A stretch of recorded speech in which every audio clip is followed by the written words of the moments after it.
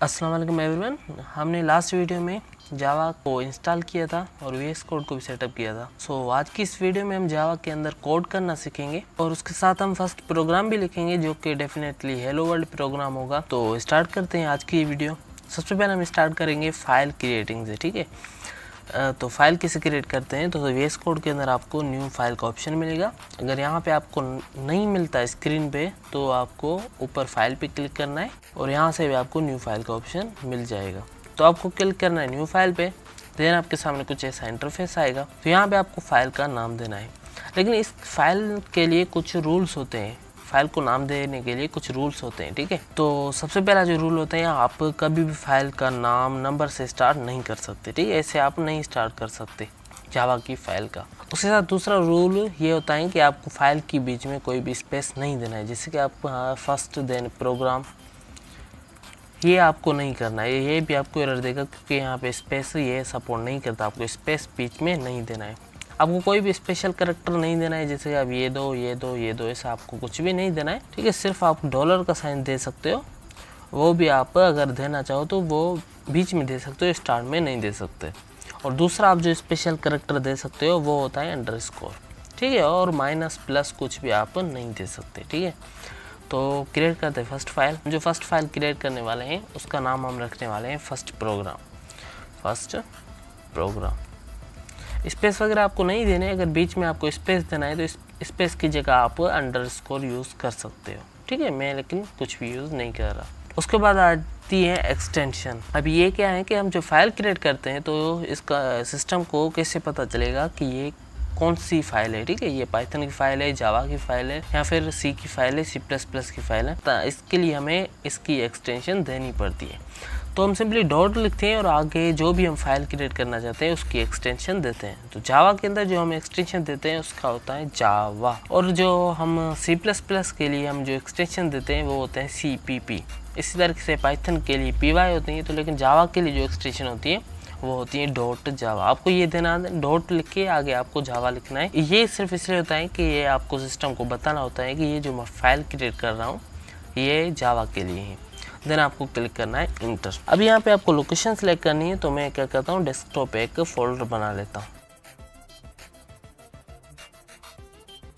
Folder, इसका मैं नाम देता हूँ जावा प्रोग्रामिंग, और इसको मैं करता हूँ सिलेक्ट, ओपन, क्रिएट फाइल करूँगा, ये क्रिएट फाइल हो जाएंगे। यहाँ पे जो डॉट जावा लिखा था वो एक्सटेंशन आ गई। तो अभी हम समझते हैं कि जावा का कोड कैसे लिखते हैं।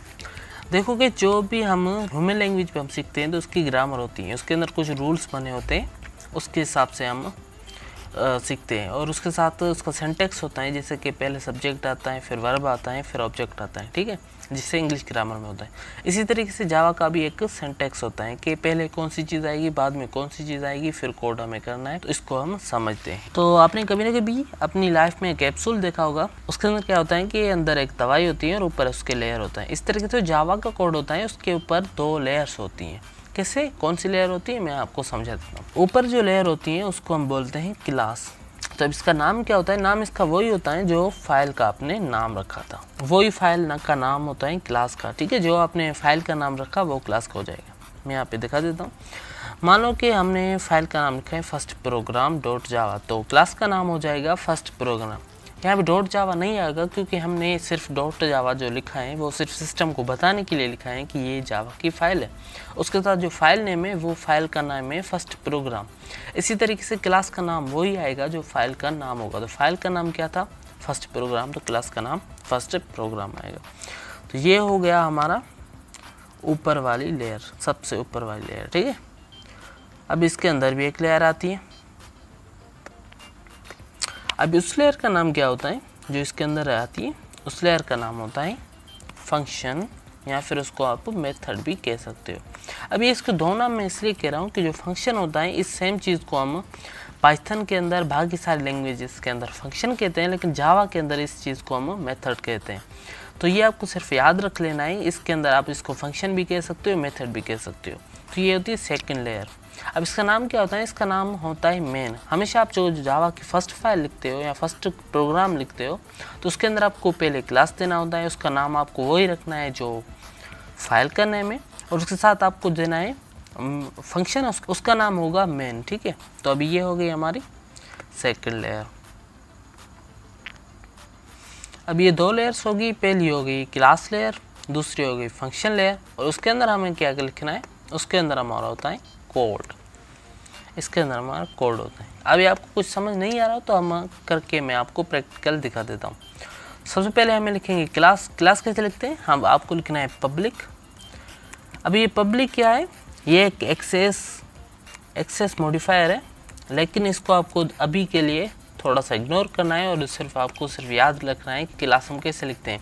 जब हम क्लासेस पढ़ रहे होंगे, जब हम ऑब्जेक्ट ओरिएंटेड प्रोग्रामिंग पढ़ रहे होंगे, तो हम इस चीज़ को वहाँ पे कवर करेंगे।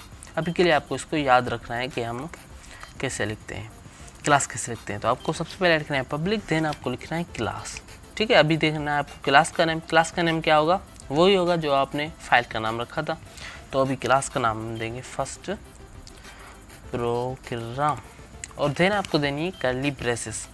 अब जैसे एक कर्ली ब्रेसेस दोगे, दूसरी आ जाएगी और आपको बीच में जाके एंटर प्रेस करना है, तो आपको सामने कुछ ऐसा बन जाएगा। तो अभी क्या हो गया कि आपका क्लास बन गया, यानी कि फर्स्ट लेयर हमारी कंप्लीट हो गई। अब ये हमारी आएगी दूसरी लेयर जो होगी फंक्शन या फिर मेथड। तो आपको क्या लिखना है, अभी मेन, आपको मेन जो होता है वो फंक्शन लिखना है।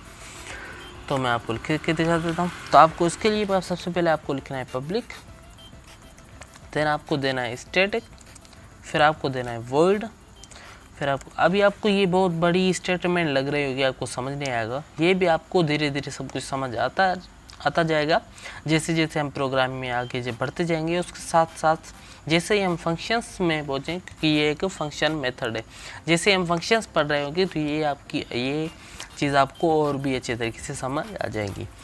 तो आपको लिखना है मेन, देन आपको देनी है पैरेंथेसिस। अब ये जो ब्रैकेट्स होती हैं इनको हम प्रोग्रामिंग में पैरेंथेसिस कहते हैं। ठीक है, अब इसके अंदर आपको दो आर्गुमेंट देने हैं। आपको सबसे पहले लिखना है स्ट्रिंग,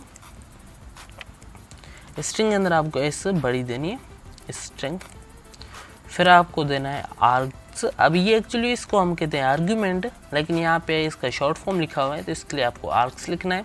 देन आपको देनी है स्क्वायर ब्रैकेट्स। अभी आपको पता होगा स्क्वायर ब्रैकेट्स, ये आपको दे देनी है। अभी ये आपको सिर्फ सिंटैक्स है, ये आपको सिर्फ अभी के लिए याद रखना है। अभी इसको समझने की कोशिश कोई नहीं करने की, ये धीरे धीरे हम जब फंक्शंस पढ़ेंगे तब आपको ये सारी चीज़ें समझ आ जाएंगी। फिर से आपको देनी है कर्ली ब्रेसेस। अभी ये आपका फंक्शन भी हो गया और आपका क्लास भी बन गया। ठीक है, इसके अंदर अब हम करेंगे कोड। अभी हमारा ये बन गया। अभी हम सिर्फ क्या करना है, अभी हमें कोड करना है। तो अभी कोड कैसे करते हैं मैं आपको समझा देता हूँ। और हम अभी कोड क्या करेंगे, हम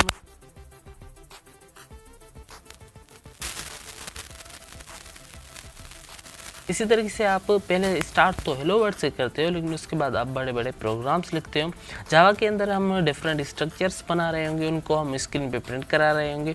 फिर जब आप आगे एडवांस के अंदर आप जावा की एक लाइब्रेरी होती है स्विंग लाइब्रेरी, उसको जब पढ़ेंगे तो उसके बाद आप real time UI based application बना रहे होंगे। इसके बाद आप कैलकुलेटर बना रहे होंगे या फिर मुख्तलिफ एप्लीकेशंस आप बना सकते हो। तो ये सारी चीज़ आप स्टार्ट तो आपको हेलो वर्ड से ही करना होता है। तो अभी हम फर्स्ट प्रोग्राम लिखते हैं। तो जो हम फर्स्ट प्रोग्राम लिख रहे हैं उसको कैसे लिखेंगे, हम सिस्टम लिखेंगे सबसे पहले, system dot out dot parent LN। अभी ये क्या चीज़ है, अभी ये एक्चुअली हो क्या रहा है कि हम सिस्टम को कह रहे हैं कि आप आउटपुट करो और आउटपुट में आप प्रिंट करो।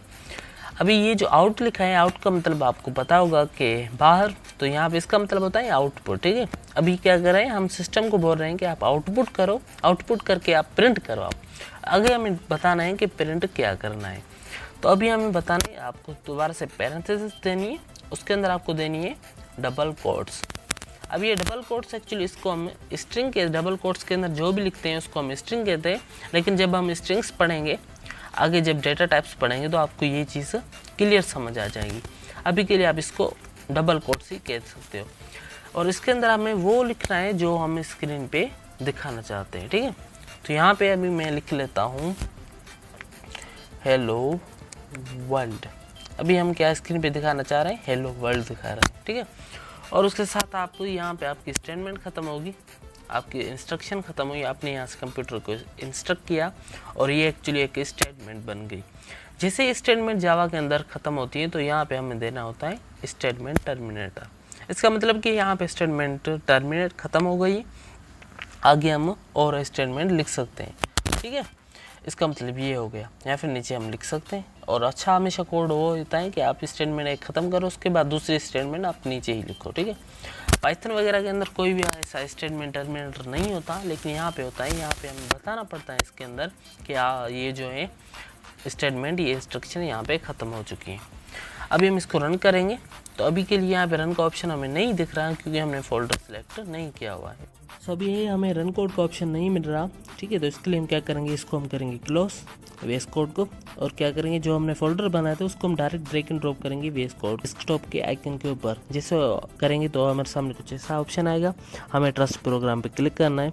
तो अब हमारे सामने कुछ ऐसा आएगा, हम फाइल पे क्लिक करेंगे। अभी आप देख सकते हो हमें रन का ऑप्शन भी मिल रहा है। तो अभी करना क्या है कि हमने वो फाइल सेव नहीं की थी, तो इसलिए वो सारी फाइल जो है चली गई है। तो हम दोबारा से सारा प्रोग्राम लिख लेते हैं। तो अभी हमने फर्स्ट प्रोग्राम लिख लिया है, तो अभी हम इसको रन करेंगे और देखेंगे कि हेलो वर्ल्ड प्रिंट हो रहा है। फिर नहीं, रन पे क्लिक करेंगे।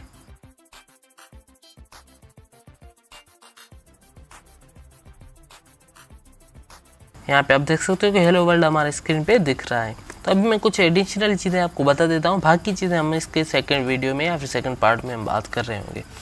तो अभी यहाँ पे स्टेटमेंट टर्मिनेट हो गई। अभी दोबारा से हम कुछ भी लिखने हैं तो दो ऑप्शन है। एक तो ये है कि हम यहाँ पे लिखेंगे system.out.println, और दूसरी कोई चीज़ लिखेंगे जैसे कि इन लेजी कोडिंग। और यहाँ से दोबारा से हमने सिस्टम की स्पेलिंग में मिस्टेक की है, तो इसको मैं यहाँ से करेक्ट कर लेता हूँ। और यहाँ से स्टेटमेंट टर्मिनेटर के यहाँ पे स्टेटमेंट टर्मिनेट हो गई। तो अभी मैं आपको एक चीज़ दिखा देता हूँ। अब देखो कि इनलेजी जो कोडिंग है उसकी स्पेलिंग मैंने गलत लिख ली है, लेकिन ये इनलेजी कोडिंग हमें दूसरी लाइन पे दिखा रहा है। ठीक है, अभी आप सोच रहे हैं क्यों, क्योंकि हमने दूसरी लाइन पे लिखा था, लेकिन ऐसा नहीं है। मान लो अगर यहाँ से हम इसको फर्स्ट लाइन पे ही लिख लें,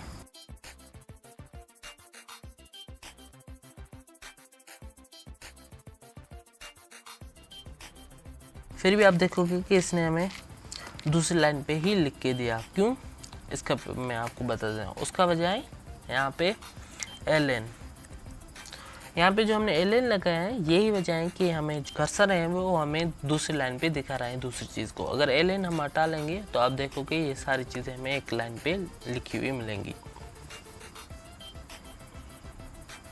आप देख सकते हो हेलो वर्ल्ड, उसके साथ ही इनलेजी कोडिंग हमारा स्टार्ट हो गया है। क्यों, क्योंकि हमने ln हटा लिया।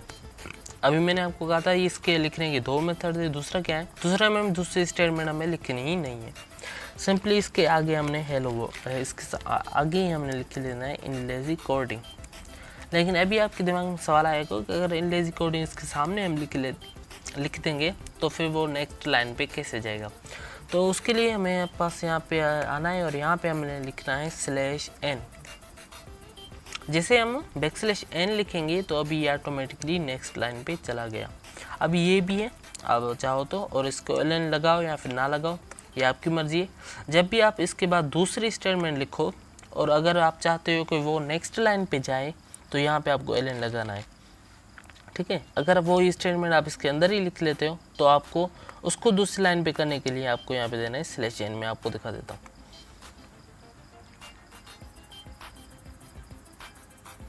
यहाँ पे दूसरी लाइन पे, क्योंकि हमने यहाँ /n लगाया था। अगर हम /n हटा लें तो अभी आप देखोगे ये इसी लाइन पे रहेगा।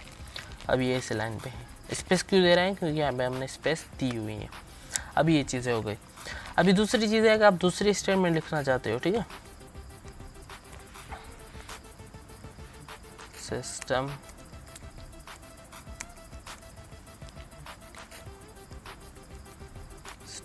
.out.print और यहाँ पे मैं लिख लेता हूँ हाय। अभी अगर आप चाहते हो कि हम ln नहीं लगाए लेकिन ये स्टेटमेंट दूसरी लाइन पे जाए, क्योंकि अभी तो ये इसी लाइन पे रहेंगी हेलो वर्ल्ड इनलेजी कोडिंग, और आगे ही आपको हाय मिलेगा क्योंकि हमने यहाँ पे ln नहीं लगाया था। लेकिन आप लगाना नहीं चाहते, मान लो कोई ऐसी कंडीशन आ गई जहाँ पे आप यहाँ पे ln नहीं लगा सकते, तो उसके लिए दो ही ऑप्शन है। यहाँ तो इस हाई के आगे आप /n लगा लो, इसका मतलब कि ये अब दूसरी लाइन पे चला गया। /n का मतलब होता है नेक्स्ट लाइन, और यहाँ फिर इसके एंड के अंदर आपको स्लैश एन लगा दो। मैं आपको दिखा देता हूँ। अभी भी ये दूसरी लाइन पे, अगर इसके स्टार्टिंग में ही हम लगा लें तो भी ये दूसरी लाइन पे चला जाएगा। तो बाकी ये सारी चीज़ें जो होती हैं इसको हम डिस्क्रिप्शन में मैं आपको दे दूंगा, इसका रिसोर्सेस, ठीक है। जो भी यहाँ पे चीज़ें मैंने आपको दिखाई हैं यह सारी चीज़ें आपको डिस्क्रिप्शन में कोशिश करूँगा दे दूंगा। अगर नहीं दे सकता तो आप इसको कहीं पे लिख लो। आज के लिए इतना था। आज हमने एक basic program, first program hello world का लिखना सीखा, ठीक है। उसके साथ हमने इसका सिंटैक्स भी सीखा और आपने कोड रन करना सीखा, बेसिक सब कुछ सीख लिया। तो आज के लिए बस इतना ही। बाकी हम दूसरे वीडियो के अंदर बाकी चीज़ें हम सीख रहे होंगे, तो वो हम दूसरे वीडियो के अंदर बताएंगे कौन सी चीज़ें सीखेंगे। सो आज के लिए इतना ही। मिलते हैं नेक्स्ट वीडियो में, तब तक के लिए अपना ख्याल रखिएगा। Thank you.